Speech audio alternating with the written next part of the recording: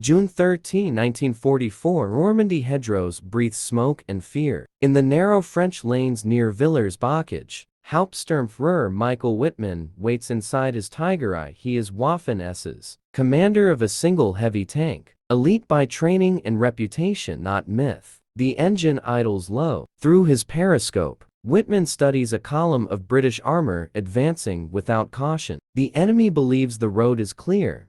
It is not. Wittmann understands terrain, timing, and shock. He also understands that hesitation kills. The Tiger's 88mm gun is already loaded. Moments earlier, British forces of the 7th Armored Division push east, aiming to exploit a gap after D-Day. Rommel tanks roll forward, infantry riding casually, unaware they have driven into a killing corridor. Wittmann sees them first. His radio crackles with confusion from higher command. There is no coordinated German defense. There is only this tank, this crew, and this moment. Wittmann decides without orders. He advances alone. The Tiger lurches forward, armor grinding against stone walls. At point-blank range, Wittmann fires. The first Rommel erupts, turret blown open. British radios scream warnings too late. Wittmann fires again, then again. Shot deliberate. Ammunition trucks ignite. Half-tracks scatter. The road becomes a corridor of burning steel. British tank commanders scramble to respond, but their guns cannot penetrate the Tiger's frontal armor at this distance.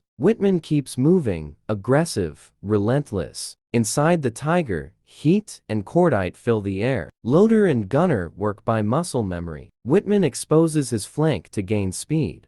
A calculated risk. He knows every second increases British reaction time. He pushes into Villers-Bocage itself, firing down the main street. Tanks are destroyed where they stand. Infantry dives for doorways. Civilians hide behind shutters as the battle tears through the town center. But this is not invincibility. British anti-tank guns are repositioning. A Sherman Firefly lines up its long-barreled 17-pounder. A shot slams into the Tiger's side, disabling it. Wittmann orders the crew to abandon the tank. They escape on foot, leaving the battlefield behind them. The Tiger silent, smoke curling from its hull. The ambush has lasted barely 15 minutes. In that time, Wittmann has destroyed over a dozen vehicles. The British advance halts in shock. Yet the victory is incomplete. Wittmann is alive, but his tank is lost, and the Allied invasion grinds on. The legend begins not in triumph, but in chaos, speed, and brutal calculation. And as night falls over Normandy, the question remains unanswered. How long can elite skill delay an unstoppable tide?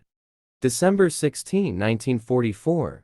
The Ardennes forest is frozen, silent, deceptive. Snow absorbs sound. Visibility collapses under low cloud. At the head of Kampfgruppe Piper, SS Obersturmbannführer Joachim Peiper pushes west. He is 30 years old, decorated, ruthless, and tasked with speed. The objective is simple and impossible. Break through American lines. Seize fuel.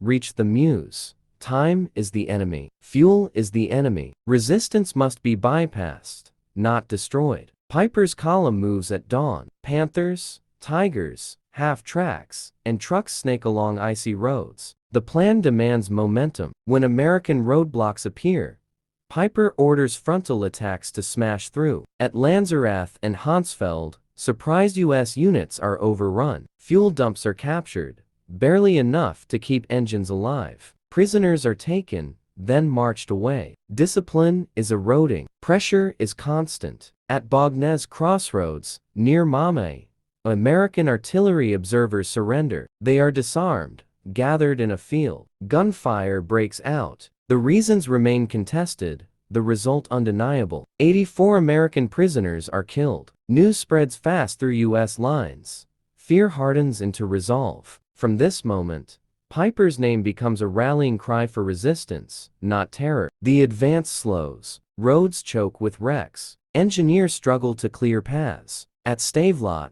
American engineers blow bridges ahead of Peiper, denying fuel and escape routes. The Ambelvie River becomes a barrier. U.S. infantry and tank destroyers regroup, setting ambushes in forests and villages. Every delay costs fuel.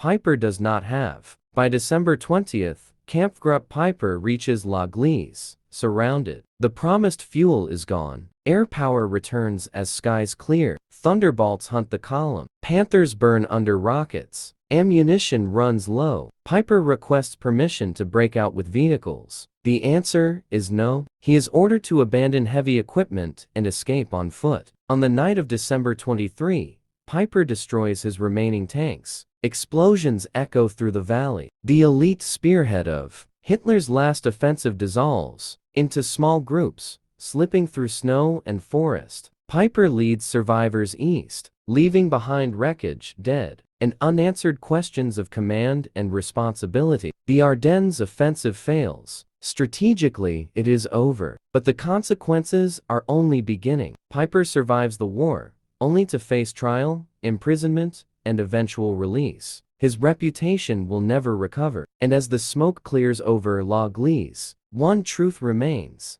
Elite units can break lines, but they cannot outrun logistics, weather, and consequence. What follows Piper after the war will prove as relentless as the Ardennes itself. September 12, 1943. High in the Apennine Mountains, clouds scrape stone. Atop the Gran Sasso Massif, former Italian dictator Benito Mussolini is held in isolation, guarded by carabinieri and Alpine troops. Berlin demands his recovery. The task falls to SS Hauptsturmführer Otto Skorzeny. He is not a frontline soldier, but a specialist in audacity, chosen for nerve rather than rank. Failure means execution. Success may reshape the war in Italy. Skorzeny studies aerial photographs and terrain sketches. The hotel is accessible only by cable car or mountain road. A frontal assault would fail. The plan is vertical envelopment, gliders, silent landing, shock without fire. At dawn, DFS 230 gliders tow behind Heinkel aircraft, climbing over ridges. Wind buffets the wings. One miscalculation means annihilation against rock. The gliders release. They drop fast, uncontrolled,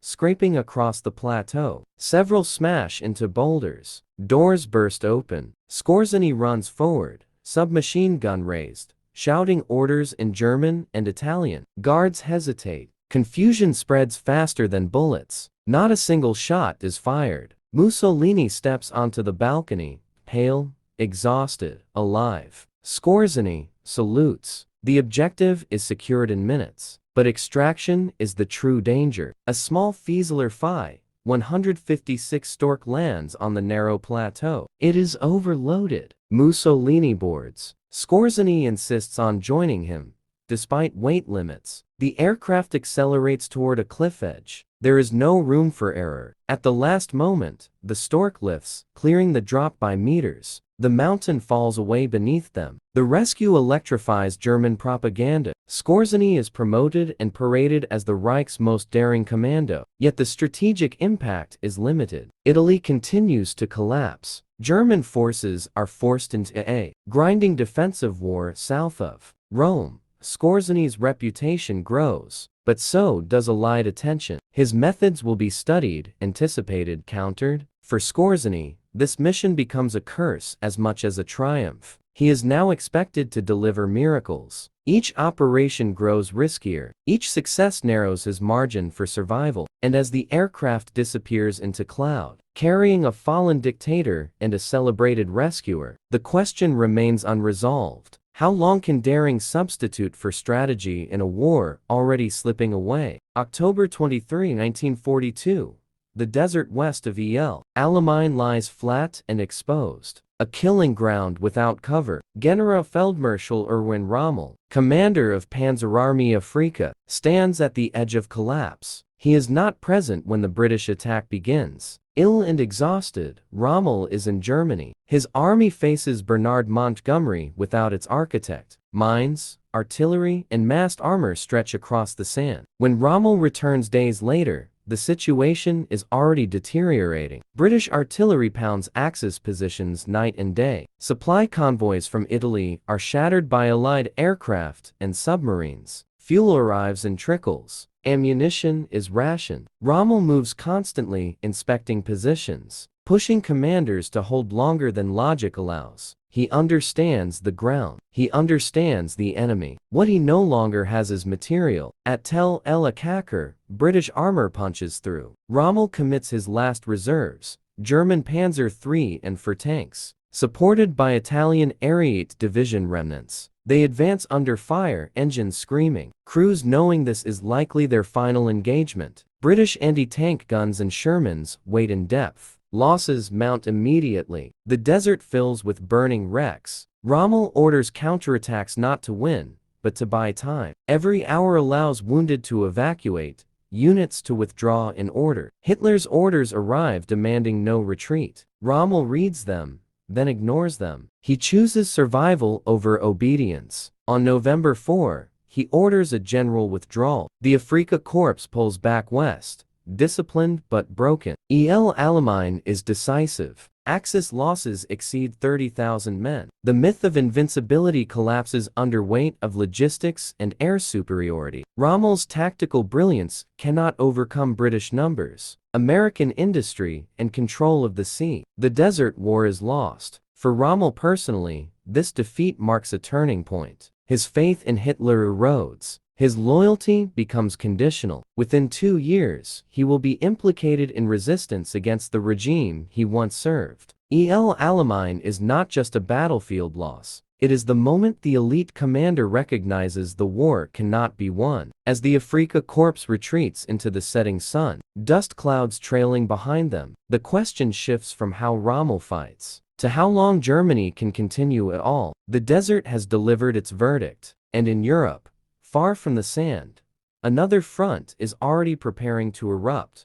November 19, 1942, snow sweeps across the steppe outside Stalingrad. Generaloberst Friedrich Paulus, commander of the German Sixth Army, stands inside a bunker carved into frozen earth. Maps show a city nearly taken, blocks measured in meters and corpses. For months, his army has fought room by room, cellar by cellar, believing victory is inevitable. Paulus is methodical, obedient, elite by staff training, not instinct. He waits for orders. Outside, the Red Army is already moving. At dawn, Soviet artillery erupts. Operation Uranus begins not at Stalingrad itself, but against the weaker Romanian armies guarding the flanks. Katyusha rockets scream across the snow. Soviet armor follows, punching through thin defensive lines. Reports flood Paulus's headquarters. He understands the danger immediately. The flanks are collapsing. The city has become a trap. Paulus requests permission to withdraw. Hitler refuses. The order is absolute. Sixth Army will hold Stalingrad. Supply will come by air. Paulus obeys. He always has. German transport aircraft begin flying into the cauldron, but winter weather and Soviet fighters tear them apart. Fuel, food, ammunition arrive in fractions of what is needed. Horses are slaughtered. Bread is rationed by grams. Frostbite claims men faster than bullets. The encirclement tightens. Soviet forces link up at Kaluk on November 23. Sixth Army is surrounded. 250,000 men are trapped. Paulus still waits for relief. Field Marshal Manstein attempts a rescue from the south, but lacks strength. Paulus is ordered not to break out. He does not disobey. By January 1943, the pocket shrinks daily. Hospitals overflow. Ammunition runs out. Soldiers fight with captured weapons. On January 30, Hitler promotes Paulus to field marshal. The message is clear. No German field marshal has ever surrendered. Paulus understands the expectation. He also understands reality. On January 31st, Soviet troops enter his headquarters. Paulus surrenders the southern pocket. 2 days later, the northern group collapses. 90,000 Germans go into captivity. Fewer than 6,000 will return home years later. Stalingrad is finished. Paulus survives the war. He testifies against the Nazi leadership. He lives, but his name becomes synonymous with obedience without judgment. Stalingrad destroys not just an army, but the illusion that discipline alone wins wars. As smoke drifts over the frozen Volga, the question remains unanswered. When orders guarantee destruction, is obedience still a virtue? May 1943. The North Atlantic is gray, endless, unforgiving. Beneath its surface, Admiral Karl Dönitz's weapon is being hunted. As Großadmiral of the Kriegsmarine, Dönitz has built Germany's most effective strategic arm, the U-boat force. His doctrine is simple and lethal: wolf packs, massed submarines attacking Allied convoys at night, on the surface, overwhelming escorts through coordination and radio control. For 3 years, it works. Britain starves slowly, ships burn and seen in darkness. Dönitz commands from land, not sea. Maps and radio intercepts cover the walls of his headquarters. Every sinking is logged. Every loss is counted. By early 1943, U-boat commanders like Guenther Prien and Otto Kretschmer have become legends. But legends attract attention. Allied technology is evolving faster than German industry can match. In the spring of 1943, convoys grow teeth. Radar-equipped escorts detect submarines at range. HF or DF radio direction finding exposes wolf-pack communications. Escort carriers bring aircraft into the mid-Atlantic air gap, once thought unreachable. Lee lights pierce the night. Hedgehog mortars rain steel into the sea. The hunters become targets. Convoyance 5 becomes the breaking point. In fierce storms, Dönitz commits over 40 U-boats. They sink ships, but at terrible cost. One submarine after another fails to return. Crews die unseen, crushed by depth charges, entombed in steel coffins. Loss reports arrive faster than replacements can be built. Dönitz reads them all. By May, losses are catastrophic. 41 U-boats destroyed in a single month. Experienced commanders are gone. Training quality collapses. New boats are sent out with green crews into a killing zone, controlled by Allied air and sea power. The Atlantic has turned hostile. Dönitz faces a decision no ideology can solve: continue and annihilate the U-boat, arm or withdraw and preserve what remains. On May 24, 1943, he orders a retreat from the North Atlantic convoy lanes. It is an admission without words. The strategic initiative is lost. The war at sea continues, but it is no longer winnable. Germany will never again threaten Britain's lifeline. American industry floods the oceans with ships faster than U-boats can sink them. The balance is permanent. Dönitz remains loyal to Hitler until the end. In April 1945, he becomes Hitler's successor, presiding over surrender,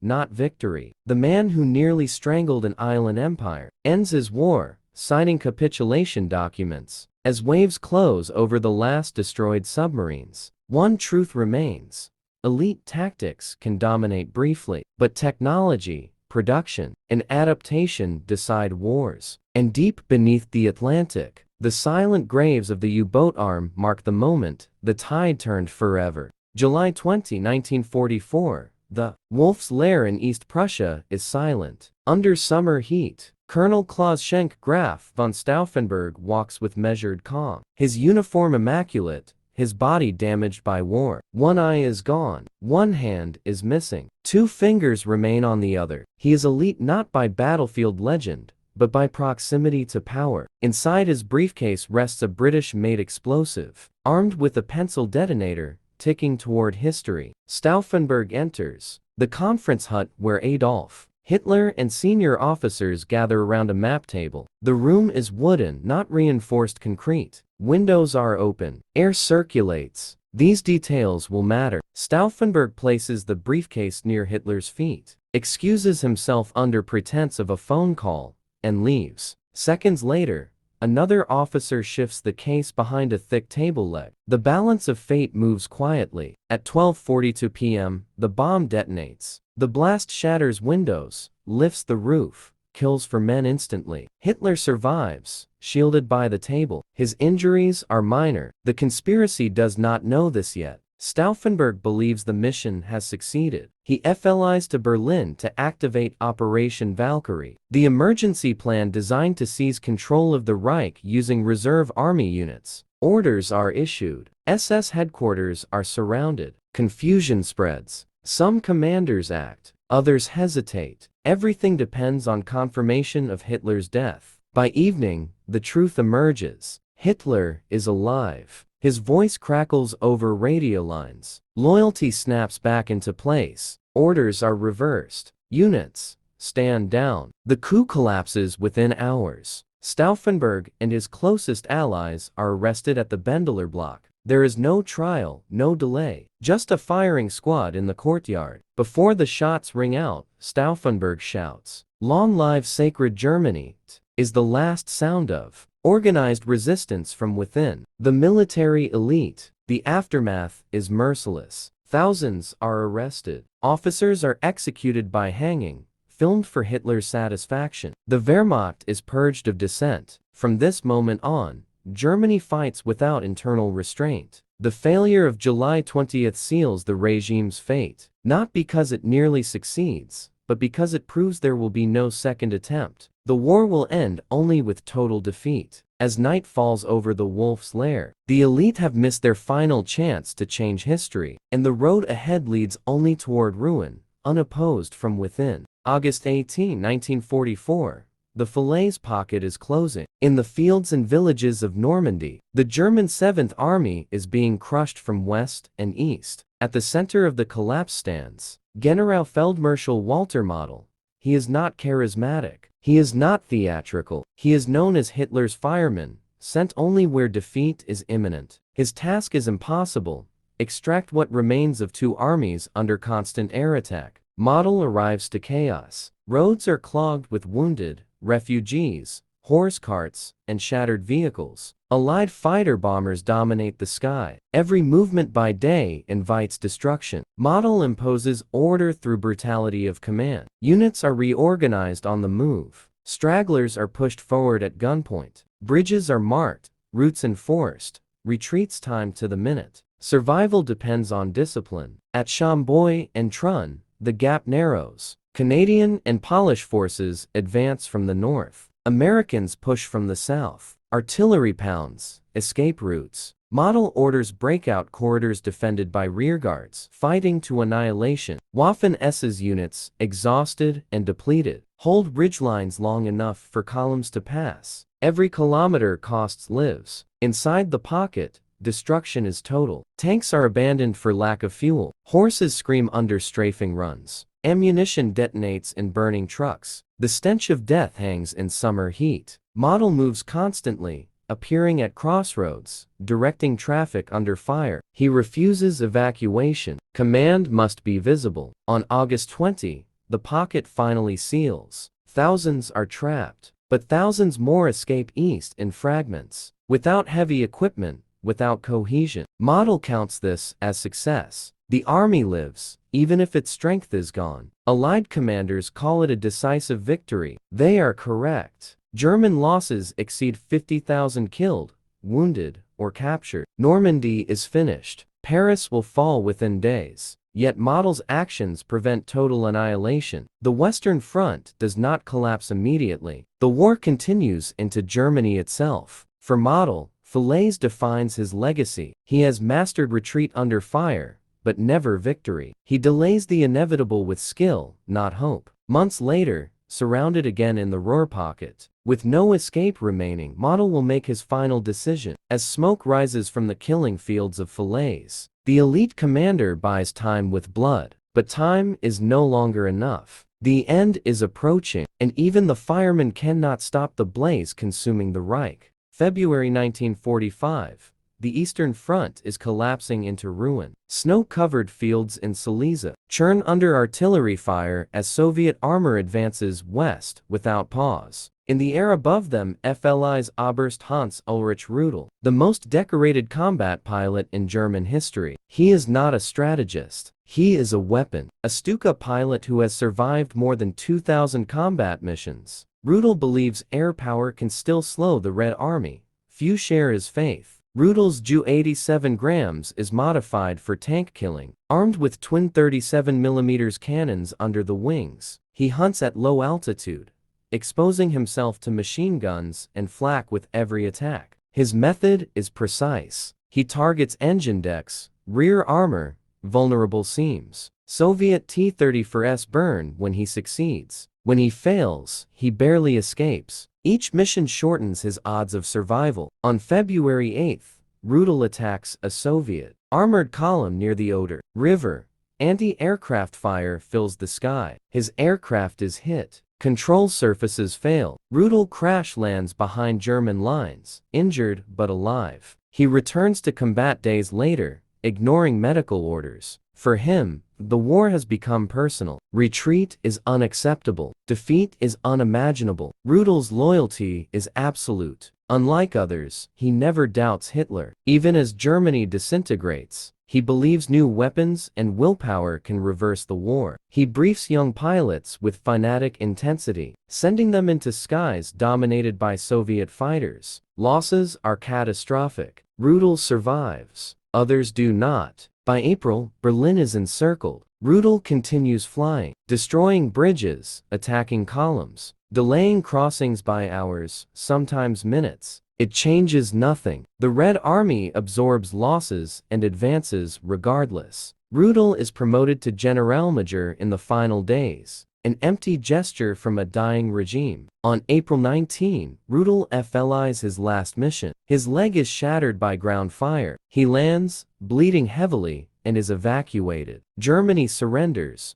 Weeks later, Rudel escapes capture by Soviets and surrenders to American forces instead. After the war, Rudel is unrepentant. He joins neo-Nazi circles, praises Hitler, rejects responsibility. His combat record is unmatched. His moral reckoning never comes. Rudel embodies the darkest truth of the Nazi elite. Extraordinary skill bound to catastrophic ideology. As Soviet tanks roll through the ruins of the Reich, Rudel's legacy hangs unresolved. Can brilliance in battle ever be separated from the cause it serves? The final chapter will answer that question, not in the air, but in the ashes of a defeated nation. May 7, 1945, Reims, France. In a modest school building converted into Allied headquarters, the war ends not with gunfire, but with signatures. Generalfeldmarschall Wilhelm Keitel enters the room stiffly, his uniform immaculate, his face drained of authority. He is chief of the German High Command, the embodiment of obedience elevated to the highest rank. Outside,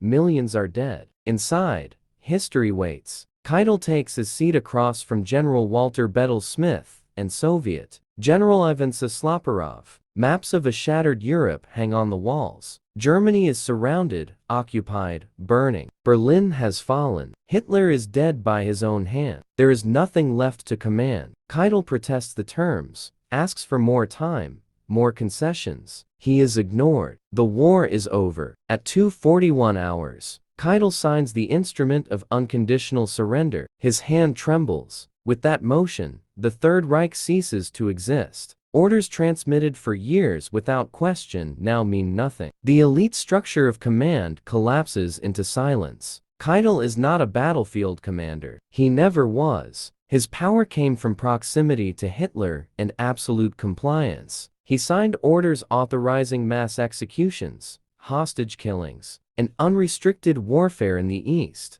He never resisted. He never refused. At Reims, that obedience reaches its final, empty conclusion. Across Europe, guns fall silent. Prisoners emerge from camps. Cities exhale after years of bombing. For the Nazi elite, survival now depends not on skill, but on justice delayed or denied. Some will flee. Some will be captured. Some will face courts. Keitel is arrested weeks later. At Nuremberg, he stands in the dock as evidence unfolds. Documents bearing his signature, orders bearing his authority. He claims he was only following orders. The tribunal rejects the defense. On October 16, 1946, Wilhelm Keitel is hanged. His final words express loyalty to German, not regret. The Nazi elite are revealed not as masters of destiny, but as men shaped by fear, ambition, ideology, and submission. Some were tactically brilliant. Some were administratively efficient. All served a system that demanded annihilation. The war did not end because they failed at war. It ended because their cause was unsustainable, criminal, and opposed by the combined weight of the world. As dawn breaks over a defeated continent, one truth stands unchallenged. Elite status did not mean moral clarity, and obedience did not mean honor. History did not forget them, it judged them. And in the silence after surrender, the question echoes beyond uniforms and ranks: what responsibility does power carry when it chooses not to think?